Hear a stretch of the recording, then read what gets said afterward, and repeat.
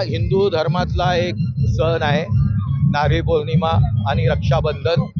आणि हिंदू बांधव आणि प्रामुख्याने महाराष्ट्रातले आमचे जास्तीत जास्त बांधव हा सण मोठ्या उत्साहाने आणि पारंपरिक रीतीने साजरा करतात।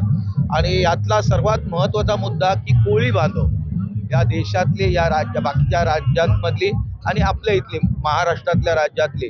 आता महाराष्ट्रामध्ये आपल्याला माहिती आहे 720 किलोमीटरचा समुद्र किनारा आहे आणि या 720 किलोमीटरच्या समुद्र किनाऱ्यामध्ये माझ्या लोकसभेमध्ये वर्सावा आणि जूह हा एरिया येतो आणि वर्साव्यामध्ये चांगल्या तऱ्हेने फिशिंग केलं जातं। वर्षानुवर्ष पारंपरिक धंदा आहे आणि त्या पद्धतीने याच्यामध्ये सायंटिफिक रिझन देखील आहे की आपण ज्या वेळेला शासनाच्या नियमानुसार तसेच पारंपरिक नियमानुसार आपण पावसाळा सुरू झाला की बोट पाण्यामध्ये टाकायला बंदी घालतो, कारण मोठमोठे चढ उतार असतात, हाय टाईड लो टाईड असतात आणि त्यामुळे कोणी बोटी टाकत नाही। आणि सायंटिफिक रिझन हा असतो की अंड्यात म्हणजे फिश जे असतात ते अंडी सोडतात अशा सीझनला आणि ती अंडी सोडल्यानंतरच मग फिशची वाढ होत असते त्यांनी आणि त्यामुळे तेवढा पिरियड त्यांना द्यायला लागतो।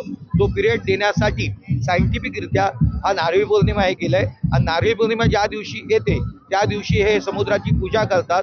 सोन्याचा नारळ किंवा सोन्याच्या नारळाला मुलामा देऊन तो नारळ समुद्राला देतात, आज पूजा करतात। आणि आमच्या धंद्यामध्ये समुद्र तू देवा शांत हो आणि आम्हाला फिश वगैरे चांगली मिळून दे आणि आमची भरभराट होऊन दे अशा पद्धतीने प्रार्थना करतात। आणि मी देखील त्यांच्यासाठी आता प्रार्थना केलेली आहे की त्यांच्या धंद्यामध्ये त्यांना बरकत मिळून दे। एबीपी माझा, उघडा डोळे बघा नीट।